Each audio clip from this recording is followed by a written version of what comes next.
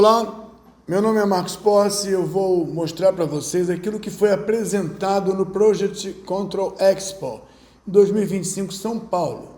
Planejamento líquido com uma história e já com um desenvolvimento de conhecimento e entendimento até o momento. A ideia é quebrar o paradigma como nós vamos quebrar os ovos. Em 1959, um trabalho foi desenvolvido e que trouxe como consequência o caminho crítico, folga e linhas de base. Em 2020, a proposta é fazer com que esse entendimento que funcionava em 1959 faça sentido nas novas condições e nas novas restrições dos tempos em que vivemos. Em 1959, o documento mostrava que computação e equipamentos de computação de larga escala, de grande capacidade, é necessário para a implementação. Em 1959 não existiam computadores. E uma outra coisa que foi comentado como o método do caminho crítico é que as experiências iniciais mostraram que é difícil incluir dentro do algoritmo, dentro do modelo, os recursos e considerar os recursos como elementos de cálculo. A proposta que está sendo apresentada aqui, ela não nasce em 2020 como um conceito acadêmico. Ela foi idealizada, a princípio, em 2004, na aplicação de melhor opção para a construção da cidade do samba.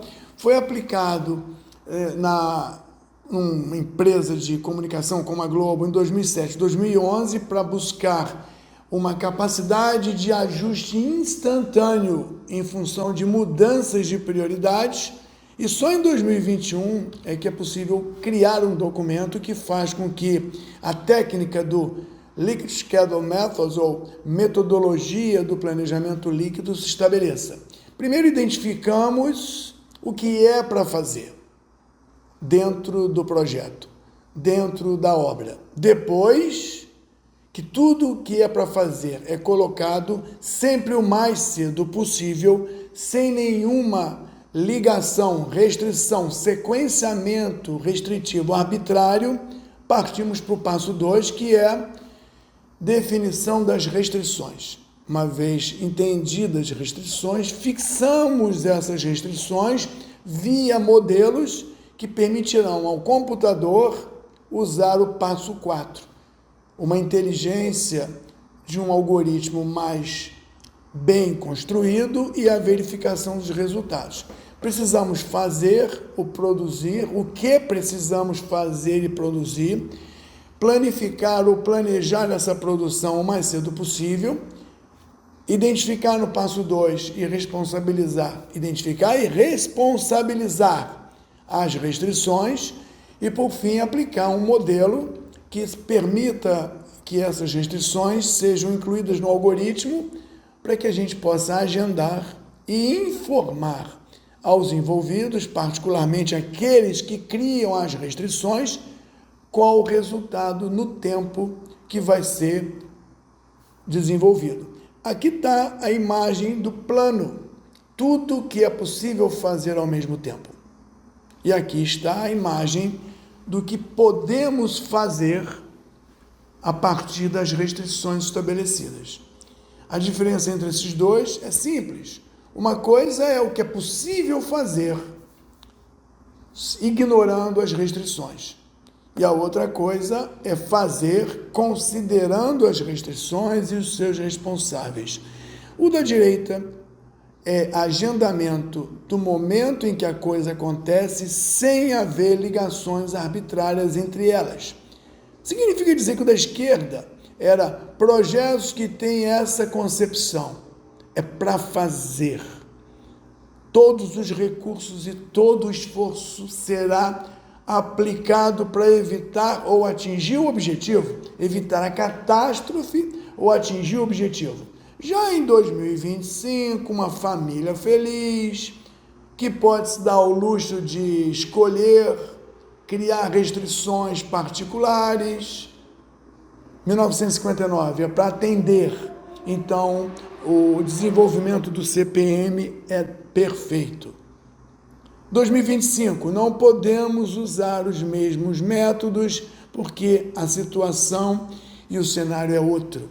Em particular, chamando a atenção, essa obra que está atualmente em 2025, primeiro trimestre, muito em destaque, tem um elemento restritor muito interessante, chamado espaço. Então, não se pode fazer como se quer. Então, as restrições não são particulares ou caprichosas. Nesse caso, temos restrições que até projetos críticos deverão respeitar. Projeto, como é possível fazer, e o projeto, como é possível de se fazer mediante as restrições. O que nós vamos discutir é que, depois que entendemos o projeto, precisamos definir restrições. Aqui foram definidas 6 classes de restrição: recursos, paralisações, desejos, construtibilidade, logística e espaço. Tentar colocar os ovos dentro do copo está preso ao paradigma de restrições como a casca do ovo. Você não come a casca do ovo, então não precisa da casca. Então, as restrições, somente as obrigatórias. E as restrições de recurso temos recursos financeiros, materiais e de mão de obra e equipamento. As restrições de paralisações, temos que parar para dormir, temos que parar no feriado, são restrições. Desejos, eu quero a primeira linha primeiro e a segunda linha depois. São requisitos particulares, tem motivos, mas ainda são restrições. Construtibilidade, quero fazer desse jeito e não pelo outro jeito. Logística, o número máximo de liberações, autorizações, caminhos, vias, equipamentos de transporte. Espaço, o espaço que eu tenho é limitado.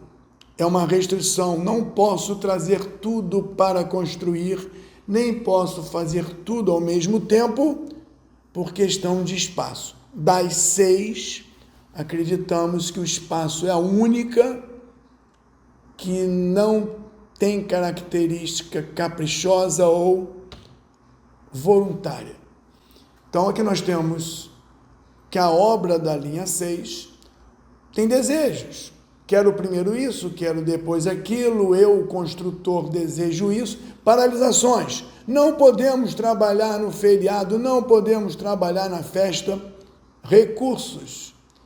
Temos um número limite de recursos específicos, especiais, como, por exemplo, tatuzão.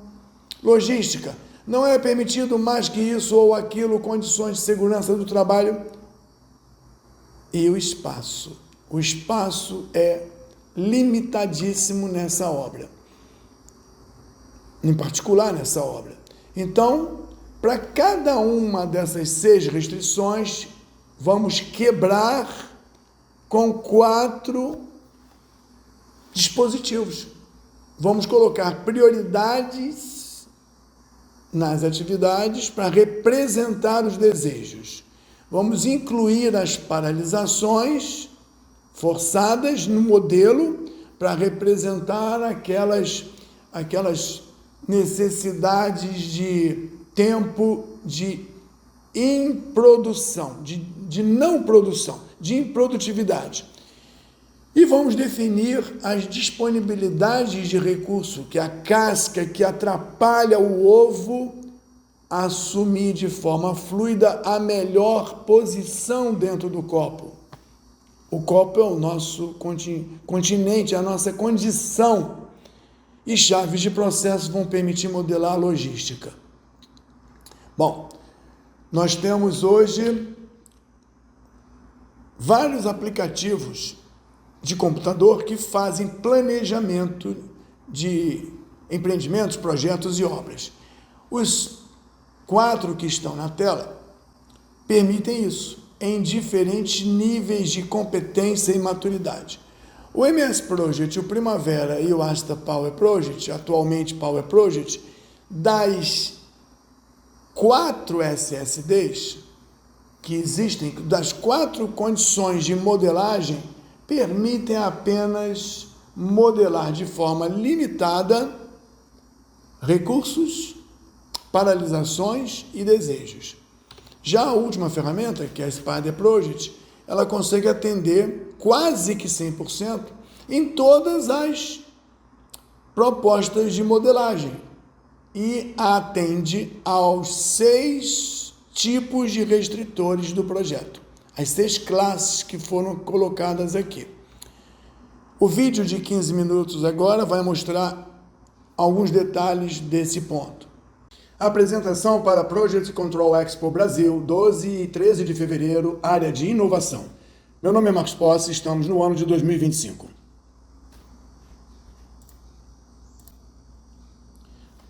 Nossa apresentação começa deixando claro que 3 prédios numa área densamente povoada, urbana, foram inspecionados e, por conta da inspeção da qualidade de segurança, um projeto, uma ação de recuperação foi desenvolvida.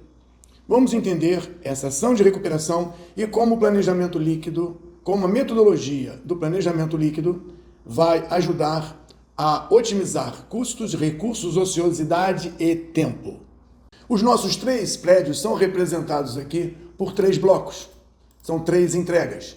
A inspeção de qualidade elétrica, civil e mecânica são classificadas aqui como um conjunto de atividades a serem realizadas para normalizar as condições de segurança desses 3 blocos.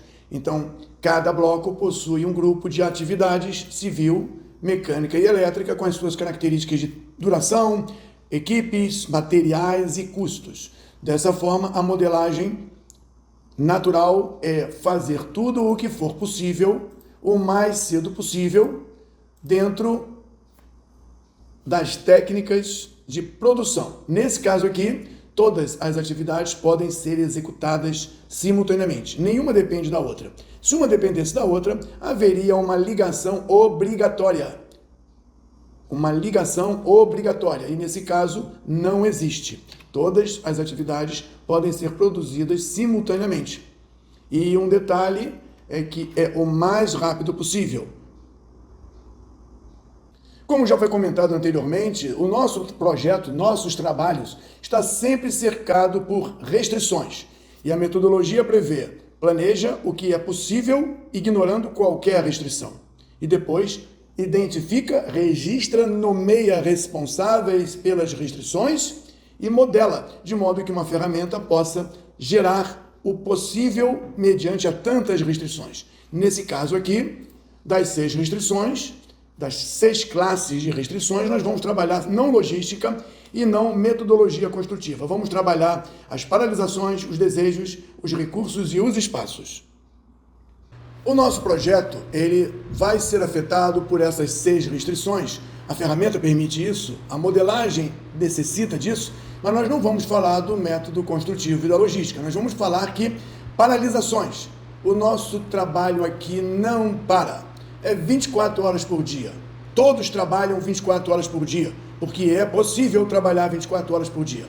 Não há desejos particulares de prioridades, preferências ou inferências. E aqui nós temos, então, que tudo pode ser feito ao mesmo tempo, não antes ou depois. As ligações obrigatórias são por processo construtivo, não por método, mas por processo. Todos os recursos humanos, materiais e financeiros e equipamentos estão disponíveis e não há falta de espaço.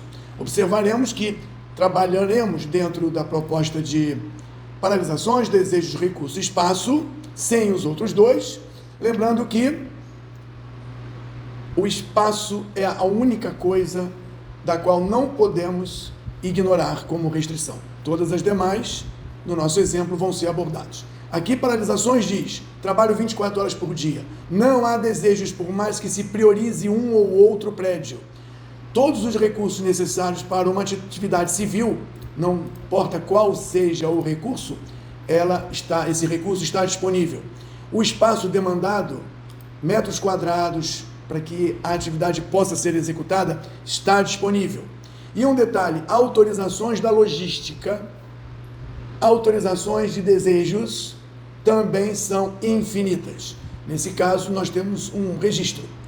O projeto acontece em 7 dias, termina no dia 17 de fevereiro e custa 1.900.000 unidades monetárias, com um consumo de 460 mil horas e um custo de supervisão e um tempo de supervisão previamente conhecidos.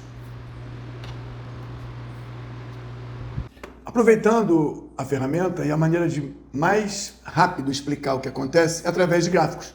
Então eu produzi uma visão que mostra algumas informações, alguns parâmetros interessantes. Da maneira como é possível fazer, nós vemos que, acreditando ter infinitos recursos, infinitas autorizações, infinitos espaços, o planejamento acontece da forma mais rápida possível e com a melhor eficiência possível.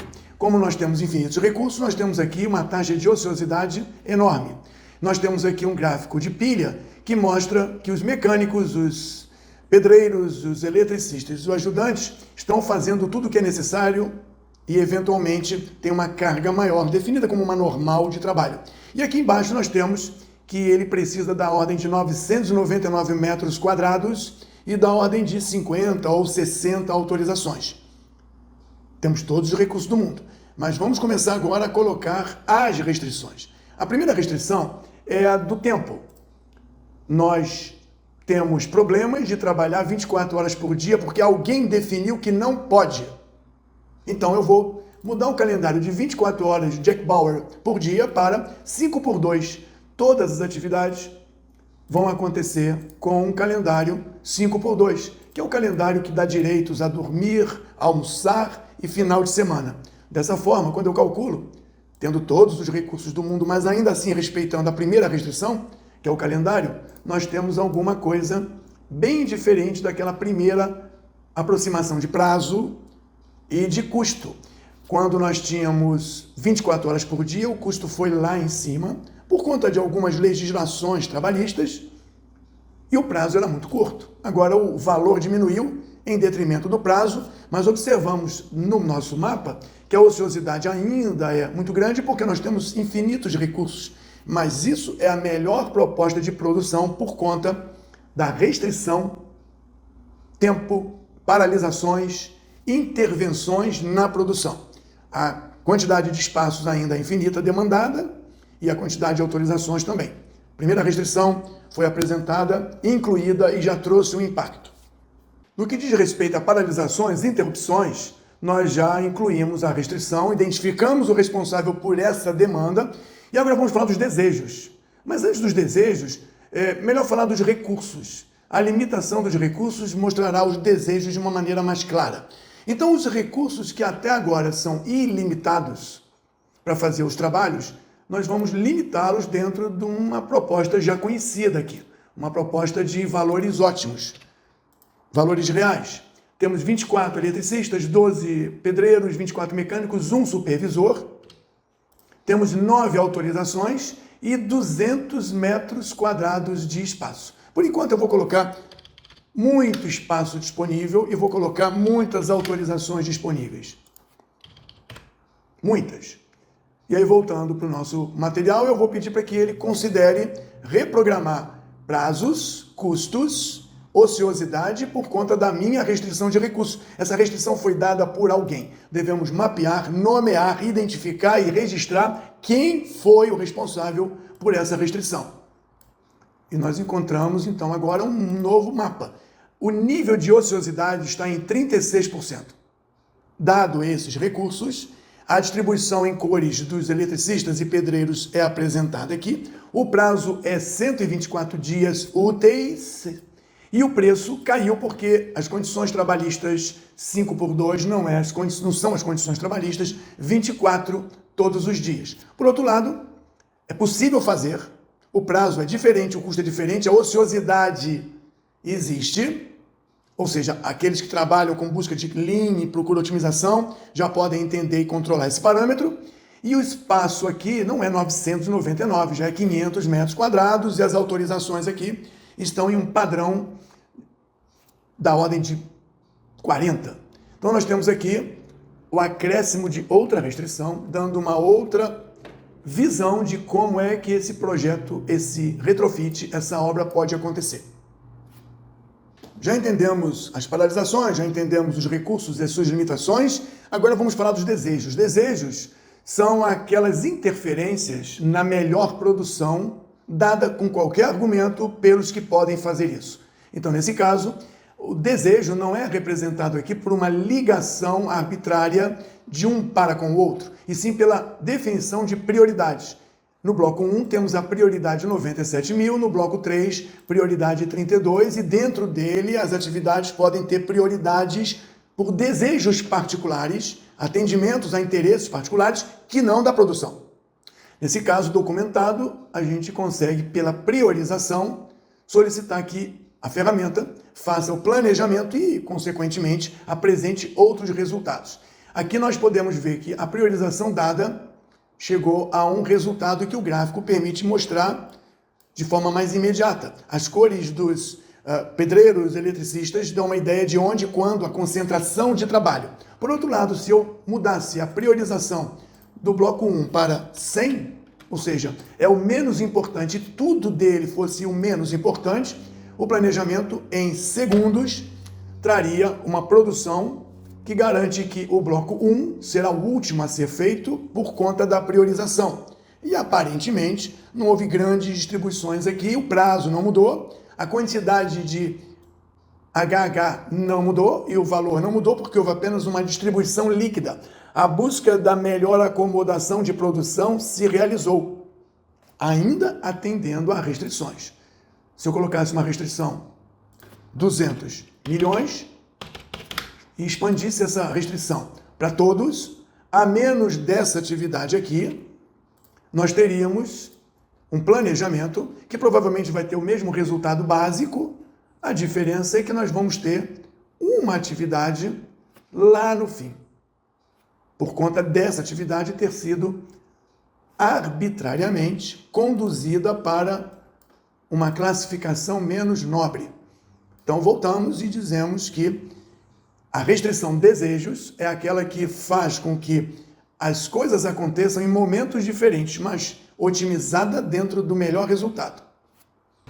Chegamos então agora à restrição, que nem sempre é uma coisa muito pessoal, é a restrição física de espaço.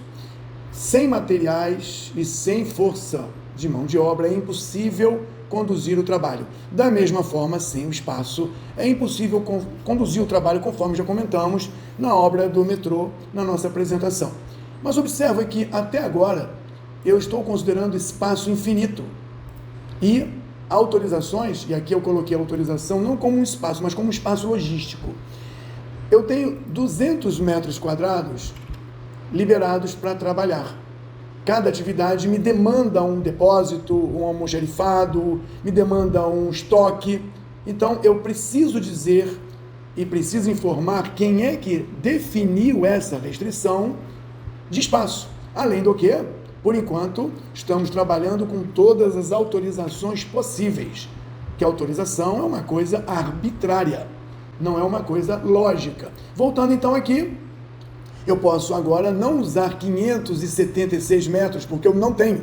Eu tenho 200 metros quadrados. Eu vou pedir para que tudo aconteça, levando em conta o espaço também. E o prazo muda, e o custo muda, e tudo muda. E vamos ver aqui, então, que o novo prazo aumenta. A utilização do espaço está restrita ao máximo de 200 metros quadrados. O trabalho é produzido e distribuído na melhor forma otimizada e a ociosidade subiu para 81%. A força de mão de obra não está mais a 36% de ociosidade ou a 40%. Então, as restrições trazem problemas para a melhor produção. Nesse caso aqui, a ferramenta me dá o melhor prazo, no melhor custo, na melhor taxa de ociosidade, na condição de limite de espaço. E agora eu vou aproveitar e dizer que, em termos de autorizações, eu só tenho 9. 3 autorizações por bloco. 3 equipes trabalhando por bloco. Alguém disse isso, mapeamos quem disse, por que disse, e os resultados são os seguintes. Não é mais um prazo de 264 dias. Vamos ver aqui. Eu tenho que ajustar para 9. E eu tenho que pedir para que considere também a autorização como uma restrição. Não é mais 264 dias, é 321 dias, o custo indireto aumenta, o espaço é desprezado, porque a restrição maior é a autorização. Bom, com tudo isso mapeado, o planejamento líquido se faz com a possibilidade da execução acrescida de todas as restrições que nós já comentamos aqui. Como nós sabemos quais são as restrições e quem são os responsáveis por fornecer e impor tais restrições, cabe agora acompanhar esse plano na vida do projeto.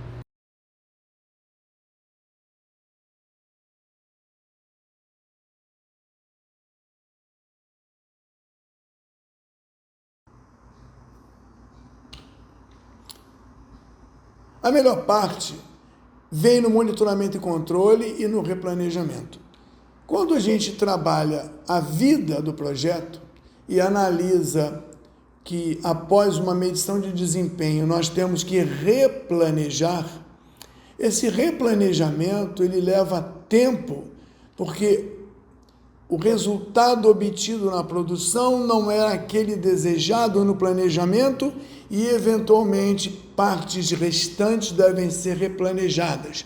Com essa metodologia em cima de máquinas com competência e algoritmos inteligentes, o replanejamento é quase que instantâneo. Por outro lado, as condições de trabalho podem mudar em uma nova etapa da vida.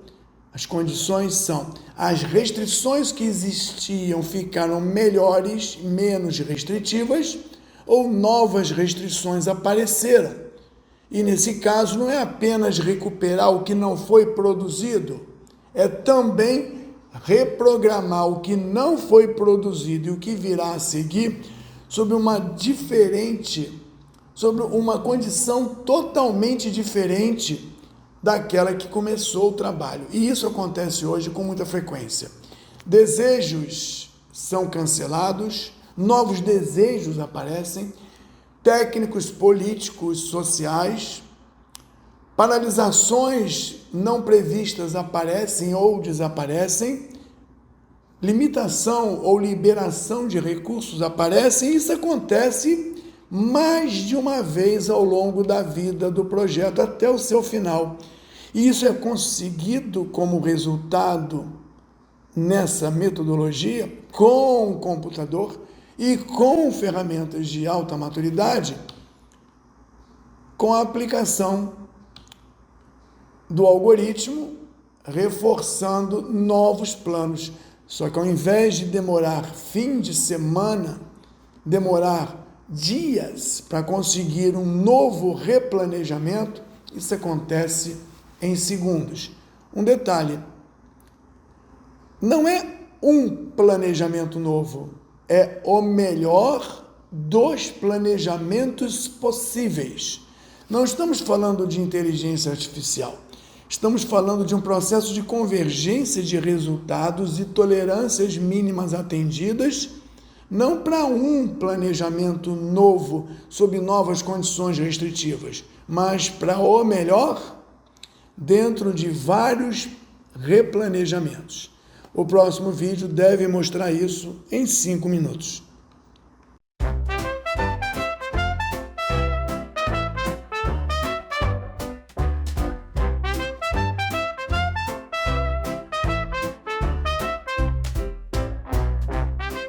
Material produzido para Project Control Expo 2025, fevereiro Brasil. Meu nome é Marcos Possi, nós estamos em 2025. Eu devo apresentar aqui um complemento do planejamento ao controle, onde o controle é a parte mais interessante dessa apresentação. Supondo um conjunto de 3 prédios inspecionados na questão de segurança, e esses 3 prédios tendo uma área disponível de acesso, operação e até estocagem, nós descobrimos diversas atividades a serem corrigidas como proposta de correção da elétrica, da mecânica e da construção civil. Nosso primeiro cenário prevê o bloco 1 como prioritário, um calendário comercial de atividade 5/2, um calendário comercial 5 dias úteis e uma equipe completa. E o que vai ser mostrado a seguir é o desenvolvimento da produção com uma perda de 10%, a produção não correspondeu ao planejado e o custo ficou 10% mais caro por conta de alguns problemas que aconteceram. Então, na primeira tomada, no primeiro cenário, o andamento se mostra com os indicadores, terceira medição, quarta medição, indicadores da quinta medição, sexta medição, e a gente pode ver que a linha de tendências do gráfico, no vermelho mostra um custo menor que começa a crescer, ficando positivo, e no azul um tempo de duração menor que o previsto, porém caminhando para o previsto. O que dá a entender que durante esse processo, na sexta medição, na sétima medição, ainda que tenha uma produtividade menor, a metodologia proposta ajusta o futuro procurando o ponto ótimo que, não por coincidência, é um ganho de tempo ao longo da vida do projeto. Isso agora na medição número 9, medição número 9. A medição número 10, o cenário muda. Então nós temos, dentro da vida do projeto já planejado, uma mudança de restrições. Alguém muda a prioridade de construção do bloco 1 para o bloco 2, alguém diz que o calendário ainda é o comercial 5/2 e a equipe está mantida. Nessa condição, nós temos um mandamento que ficou caracterizado como 5% mais produtivo, porém 15% mais custoso. E as medições continuam e a vida continua, o custo está aumentando e o prazo de conclusão deu um novo ganho. Não é coincidência, consequência da técnica. Até que, mais uma vez, forças maiores mudam as prioridades e as restrições são alteradas.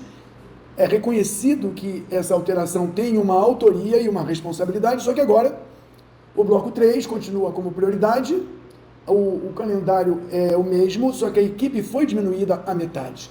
E o andamento, embora a equipe diminuída à metade, não apresentou sobrecarga, o andamento se mostrou nesse período normal, porém 5% mais custoso na primeira medição, na segunda medição, na terceira medição, quarta, quinta, sexta, sétima, oitava, nona, e na nona, embora o bloco 3 continue sendo a prioridade, nós estamos com um calendário alterado para 6/1, incluindo o sábado inteiro de trabalho, porém, as restrições sobre a responsabilidade de alguém foram alteradas. E nesse caso, a equipe foi ainda mais reduzida. No novo cenário, nós ainda temos uma projeção, primeira medição, segunda medição, terceira medição, e o indicador de tendência começa a mostrar o custo reduzindo, ainda maior do que o previsto, porém reduzindo, e o tempo se aproximando de positivo, ou seja, estamos com um atraso de 5 dias, um atraso de 1 dia e meio, e na próxima medição e última, um atraso de 4 dias e meio.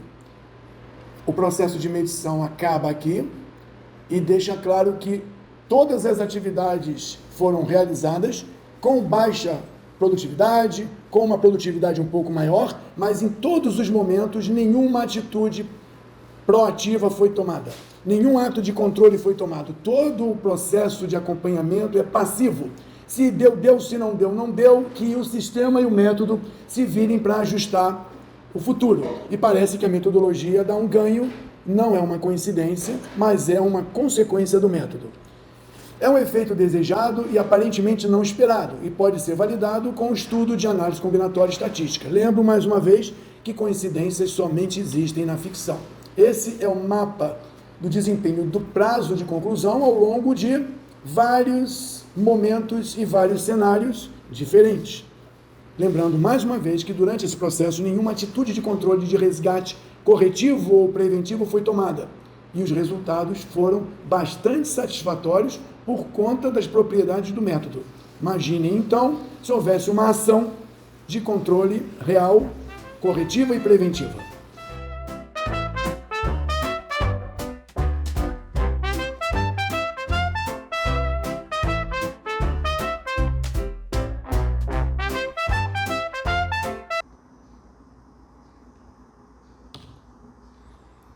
Como final, a gente pode dizer que em 1959 a metodologia desenvolvida trazia um continente que se adequava aos ovos. Tinha uma condição de trabalho que permitia que as restrições, que eram mínimas, acontecessem. Tentar fazer isso a partir de 1970 com a mesma técnica, sem quebrar as restrições que apareceram a partir daí, é ter uma condição instável e não real de colocar os ovos dentro do copo.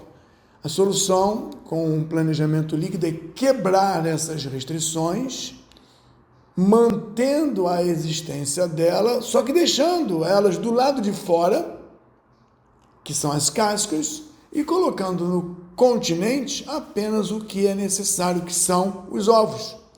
E com isso você descobrir que é possível colocar mais coisas do que você imaginou no mesmo copo. Existe um material didático produzido em 2020, que é o resultado da experiência aplicada dessa metodologia, que já está na 2ª edição, com algumas condições resultantes de controle e desenvolvimento que surpreenderam no que diz respeito a projetos mal geridos, ainda são viáveis. Isso foi apresentado no Project Control Expo Malásia, no Project Control Expo São Paulo, Brasil, em 2025.